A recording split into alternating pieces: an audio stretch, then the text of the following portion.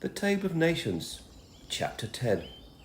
This is the account of Shem, Ham, and Japheth, Noah's sons, who themselves had sons after the flood.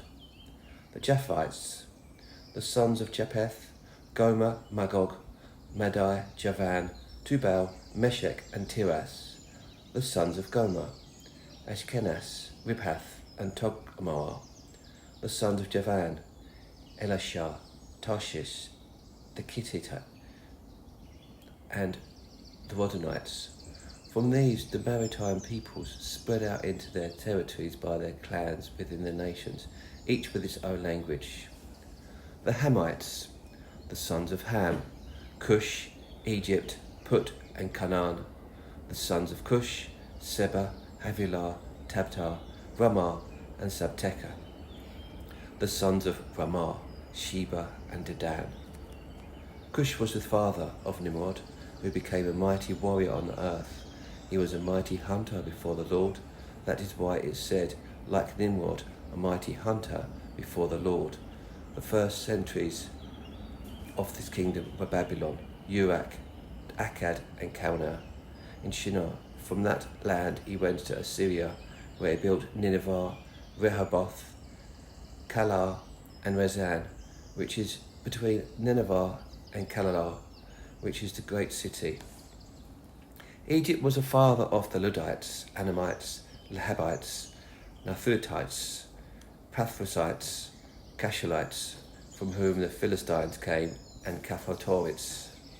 Canaan was the father of Sidon, his firstborn, and of Hittites, Jebusites, Amorites, Girgashites, Hivites, Arkites, Sinites, Harvadites, Zemarites, and Hamathites. Later the Canaanite clans scattered, and the borders of Canaan reached from Sidon towards Gerar as far as Gaza, and then towards Sodom, Gomorrah, Admah, and Seboim as far as Lasha. These are the sons of Ham by their clans and languages in their territories and nations. The Semites' sons were also born to Shem, whose elder brother was Japheth. Shem was the ancestor of all the sons of Eber. The sons of Shem, Elam, Ashur, Arphaxad, Lud, and Aram. The sons of Aram, Uz, Hul, Gether, and Meshech. Arphaxad was the father of Shelah, and Shelah the father of Eber. Two sons were born to Eber. One was named Peleg, because in his time the earth was divided. His brother was named Joktan. Joktan was the father of Almadad, Shelepeh, Azamapheth, Sherah, Hadaram, Uzal, Dikalah, Obal, Abimael, Sheba, Ophir, Havilah, and Jobab. All these were sons of Joktan.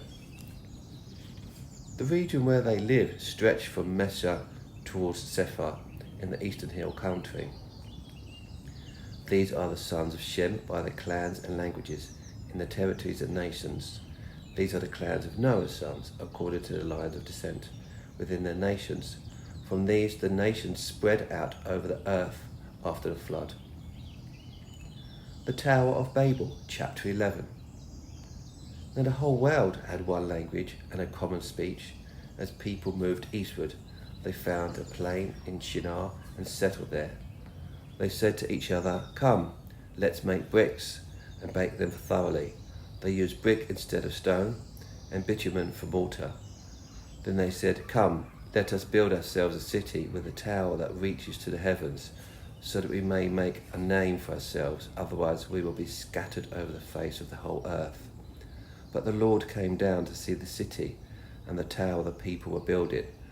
The Lord said, "If as one people speaking the same language they have begun to do this, then nothing they plan to do will be impossible for them.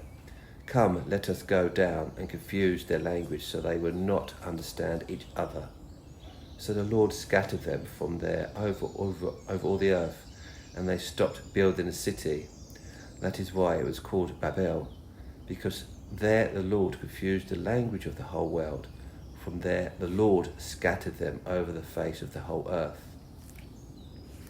From Shem to Abram. This is the account of Shem's family line. 2 years after the flood, when Shem was 100 years old, he became a father of Arphaxad, and after he became the father of Arphaxad, Shem lived 500 years and had other sons and daughters. When Arphaxad had lived 35 years, he became the father of Shelah, and after he became the father of Shelah, Arphaxad lived 403 years and had other sons and daughters. When Shelah had lived 30 years, he became the father of Eber, and after he became the father of Eber, Shelah lived 403 years and had other sons and daughters. When Eber had lived 34 years, he became the father of Peleg, and after he became the father of Peleg, Eber lived 430 years and had other sons and daughters.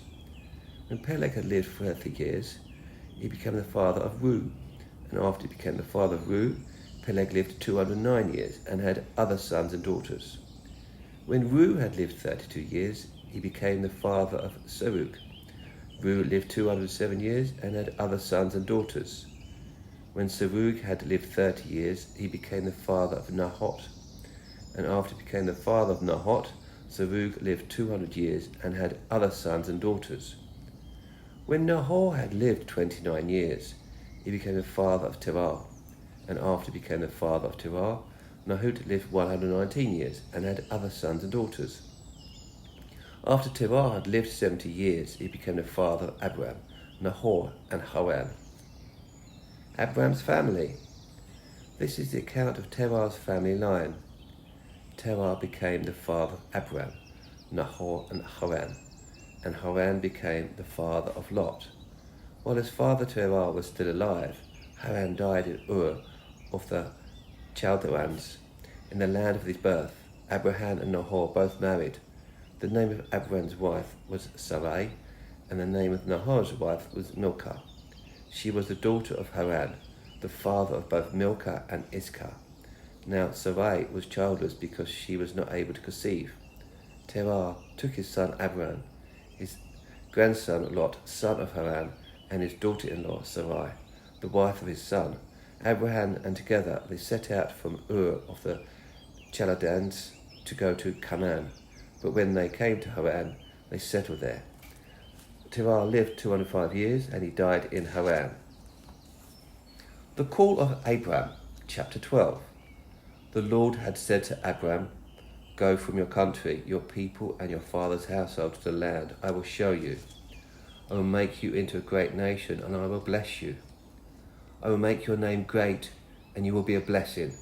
I will bless those who bless you, and whoever curses you I will curse, and all the peoples on earth will bless through you."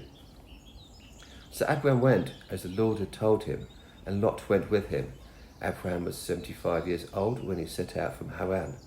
He took his wife Sarai, his nephew Lot, all the possessions they had accumulated, and the people they had acquired in Haran. And they set out for the land of Canaan, and they arrived there. Abram travelled through the land as far as the site of the great tree of Moreh at Shechem. At that time the Canaanites were in the land. The Lord appeared to Abraham and said, "To your offspring I will give this land." So he built an altar there to the Lord who had appeared to him. From there he went on towards the hills east of Bethel, and pitched his tent with Bethel on the west and Ai on the east. There he built an altar to the Lord and called on the name of the Lord. Then Abram set out and continued towards the Negev. Abram in Egypt. Now there was a famine in the land, and Abram went down to Egypt to live there for a while, because the famine was there for a while, was severe, as he was about to enter Egypt. He said to his wife Sarai, "I know what a beautiful woman you are. When the Egyptians see you, they will say, 'This is his wife.' Then they will kill me, but they will let you live. Say you are my sister, so that I will be treated well for your sake, and my life will be spared because of you." When Abram came to Egypt, the Egyptians saw that Sarai was a very beautiful woman, and when Pharaoh's officials saw it, they praised her to Pharaoh, and she was taken into his palace.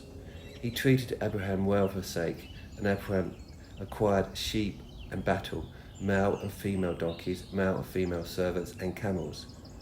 But the Lord inflicted serious diseases on Pharaoh and his household because of Abraham's wife Sarai. So Pharaoh summoned Abraham. "What have you done to me?" he said. "Why didn't you tell me she was your wife? Why did you say she was my sister, so that I took her to be my wife? Now then, here is your wife. Take her and go." Then Pharaoh gave orders about Abram to his men, and they sent on his way with his wife and everything he had.